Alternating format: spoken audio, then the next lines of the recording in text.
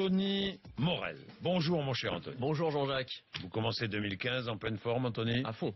À fond. Pleine forme. Vous êtes arrivé sans rien, les mains vides ce matin. Oui, non, j'ai un petit truc. Ah bon, vous avez un petit truc. Oui, ça... Ah bah oui. Ah oui. Ah bah oui. Ah oui. Oui. Cet objet de 2014 qui sera l'objet, à mon sens, de 2015, c'est cette pile.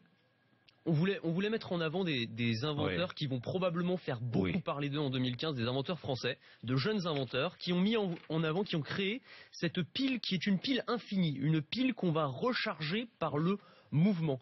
Donc en fait, c'est une pile qui ressemble à une pile tout à fait classique, sauf qu'à l'intérieur, vous n'avez pas du tout de composants chimiques. Vous allez simplement la secouer à l'intérieur. Extraordinaire. Vous avez une bobine et des aimants, et par la simple énergie du mouvement, l'énergie cinétique, eh bien, on va recharger cette pile. Donc on peut recharger comme ça. Regardez sur RMC Découverte.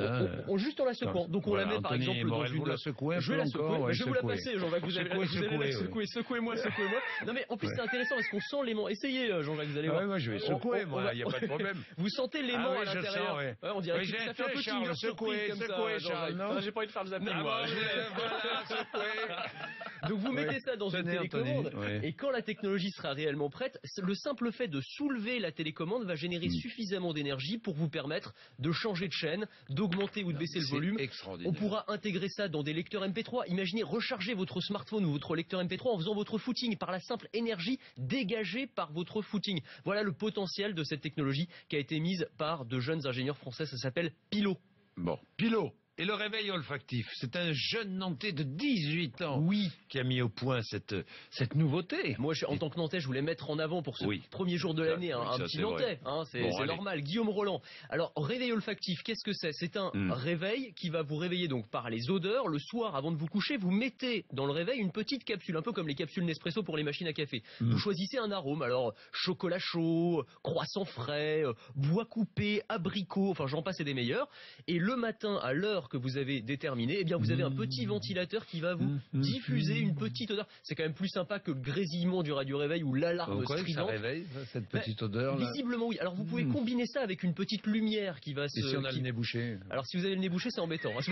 Non mais le réveil, il y a aussi les options classiques. Vous pouvez aussi utiliser... Moi vu mon nez en ce moment, je serais pas venu au travail de la semaine pour ça avec ce réveil. Non mais vous pouvez aussi mettre une alarme normale, une petite lumière qui va accompagner le réveil. Donc voilà, vous pouvez vous réveiller avec tout ça. Non mais voilà, jeune français, jeune Nantais de 18 ans qui a mis ça au point. Dites-moi, dernier projet à surveiller, un drone ambulance. Ouais. Parce que les drones... Qui pourraient sauver des vies. Oui, en 2014, on a beaucoup parlé des drones sur le côté danger, survol de centrales nucléaires, un peu anxiogène comme ça. Et ben, on peut aussi sauver des vies avec des drones, avec ce drone ambulance qui a été mis au point par un jeune étudiant belge. C'est un drone donc qui va être installé dans les CHU, dans les hôpitaux. Quand quelqu'un a un problème cardiaque, ça peut arriver à n'importe qui évidemment. La personne qui est à côté d'elle appelle les urgences. Ce drone va décoller des urgences à 100 km/h, va venir vous localiser, foncer vers vous, arriver, atterrir, et à l'intérieur de ce drone, vous avez un défibrillateur cardiaque. Et donc la personne qui est à côté de vous peut sortir le défibrillateur du drone et s'occuper de vous. C'est-à-dire qu'en plus, comme le drone est connecté, vous avez une petite caméra, vous êtes en relation directe avec un professionnel de santé à l'hôpital, un médecin qui va vous guider pas à pas, vous dire exactement ce qu'il faut faire avec le défibrillateur. Et voilà, on sait que c'est très important dans ces cas-là. Chaque minute compte évidemment, et donc ces drones pourraient réellement sauver des vies. Bravo, on commence bien l'année 2015. Bravo Anthony. On vous retrouve demain évidemment. Bien sûr. Ça s'est bien passé le réveillon Anthony? Oui, ça va. Sobrement. Tranquillement. Bon d'accord.